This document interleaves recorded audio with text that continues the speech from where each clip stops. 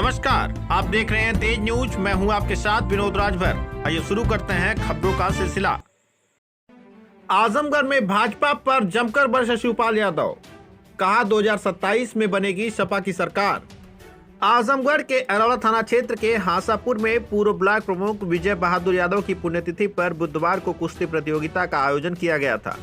इस प्रतियोगिता का शुभारंभ करने के लिए सपा के राष्ट्रीय महासचिव शिवपाल यादव हासापुर गांव पहुंचे। इस दौरान उन्होंने 2027 में फिर से सपा सरकार बनाने का दावा किया। कुश्ती प्रतियोगिता से पूर्व उन्होंने सपा जिलाध्यक्ष हवलदार यादव के साथ पूर्व ब्लॉक प्रमुख विजय बहादुर यादव के चित्र पर पुष्प अर्पित कर नमन किया। इसके बाद अखाड़े में उतरे अयोध्या के पहलवान विनोद व दिल्ली के पहलवान जीतू से परिचय प्राप्त किया और कुश्ती प्रतियोगिता के लिए हाथ मिलवाया। आयोजक विकास यादव बबलू के द्वारा शिवपाल को पगड़ी, अंगवस्त्रम, गदा भेंट की गई। शिवपाल यादव ने कहा कि पूर्व प्रमुख विजय बहादुर यादव खुद एक पहलवान थे और उनके पुत्र विकास यादव उनकी परंपरा का निर्वहन कर रहे हैं। हमारी सरकार ने घोषणा किया था कि हर गांव में एक स्टेडियम होगा, लेकिन भाजपा की सरकार नफरत फैलाने का काम कर रही है। उन्होंने कहा कि 2027 में सपा की सरकार आ रही है। सरकार बनने पर हम बेरोजगारी, महंगाई और किसानों की समस्या को दूर करने का काम करेंगे। उन्होंने कानून व्यवस्था पर प्रहार करते हुए कहा कि भाजपा की सरकार में हर तरफ अराजकता, अपराध व शोषण व्याप्त है। गरीबों की बात अधिकारी सुन नहीं रहे। उपचुनाव चल रहा है, दिल्ली का भी चुनाव आने वाला है। भाजपा सरकार में बैठे लोग बेईमानी पर उतारू हैं। सीटें जिताने को अधिकारी उनके एजेंट के रूप में काम कर रहे हैं। हम किसी भी कीमत पर यह मनमानी नहीं होने देंगे। विपक्ष की भूमिका का निर्वहन करते हुए चुनाव लड़ेंगे और 27 में जीतेंगे भी। देर शाम तक कुश्ती प्रतियोगिता में जम्मू कश्मीर, हरियाणा, दिल्ली, वाराणसी, गोरखपुर, अयोध्या अलग अलग प्रांतों से आए कई दर्जन पहलवानों ने कुश्ती प्रतियोगिता में हाथ आजमाए।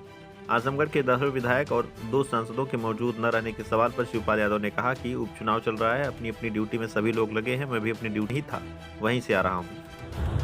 तो ये दंगल स्वर्गीय विजय बहादुर यादव के न रहने के बाद उनकी याद में उनका बेटा विकास हर वर्ष इस दंगल को लगाता है। और विजय बहादुर भी पहलवान थे, प्रमुख थे। तो हम बधाई देना चाहते हैं सबसे पहले उनके बेटे विकास को। वो हर वर्ष उनकी याद में ये दंगल लगवा रहा। और यहाँ के आसपास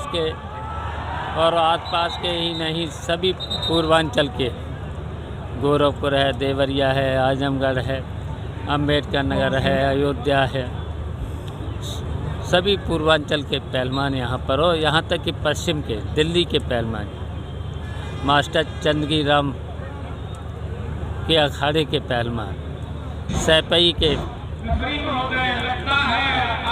के जो कुश्ती का कॉलेज है सैपई में, उसके पहलवान यहाँ आकर के कुश्ती करते हैं। और ये जो खेल है कुश्ती का, ये नेताजी का भी बहुत प्रिय था।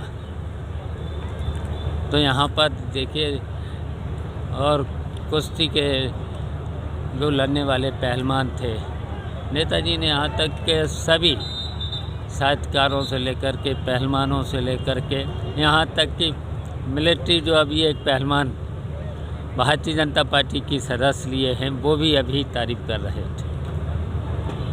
तो नेताजी ने तो ऐसे ऐसे काम हर वर्ग के लिए किया था, खिलाड़ियों के लिए भी, पहलवानों के लिए भी, साहित्यकारों के लिए बहुत कुछ काम किया था। और ये जो विजय बहादुर यादव की याद में ये देखिए, जो कुश्ती का खेल है, ये ग्रामीण खेल है।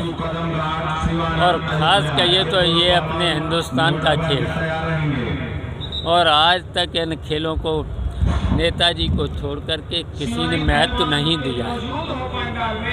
और जितने विदेशी खेल हैं उन्हें तो महत्व मिल रहा है, लेकिन जितने भी हिंदुस्तानी खेल, ग्रामीण खेल, उनको आज तक महत्व नहीं मिल रहा है। महत्व मिलना चाहिए था इन खेलों को भी। कुश्ती का होने जा रहा है, प्रदेश में उपचुनाव होने जा रहा है, कितनी सीटों पर मान रहे हैं समाजवादी दोबारा? देखिए, ये हमारा जो गठबंधन है, इंडिया गठबंधन है, 9 सीटों पर चुनाव लड़ेगा। और सभी सीटों पर ये चुनाव, ये इंडिया गठबंधन जीतेगा। तो उत्तर प्रदेश की कानून व्यवस्था को किस तरह देख रहे हैं? तमाम इस तरह की चीज़ें लगातार देखने में आ रही हैं। कानून व्यवस्था पूरी तरह से फेल।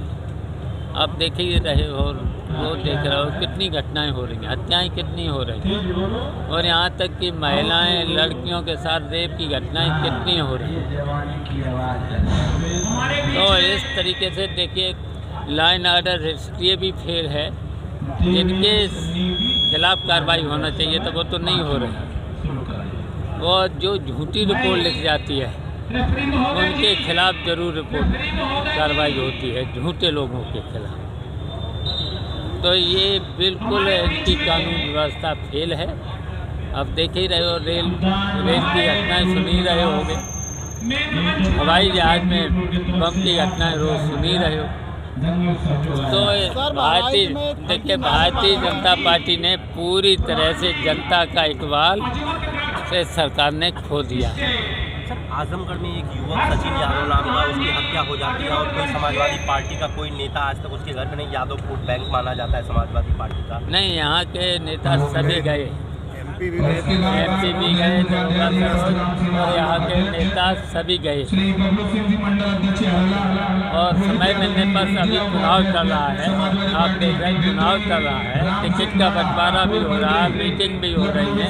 महाराष्ट्र का चुनाव है, उसके बाद दिल्ली का भी चुनाव है, ये 9 विधानसभा में चुनाव है, और बेईमान सरकार है। ये बेईमान सरकार चुनाव तो जीत नहीं रही है, अधिकारियों के बल पर चुनाव जीतना चाहती है, तो वो जीत नहीं पाएगी। तो हमारी तो मांग आयोग से भी है, निष्पक्ष चुनाव कराएं, पारदर्शी चुनाव कराएं। और ज़िले में जो जिलाधिकारी हैं उनसे भी हमारी अपील है, वो भी निष्पक्ष पारदर्शी चुनाव कराएं। और नहीं कराएंगे तो फिर समाजवादी पार्टी के कार्यकर्ता बेईमानी को नहीं होने देंगे, कुछ भी करना पड़े बेईमानी नहीं होने देंगे। जी, एक सवाल और है।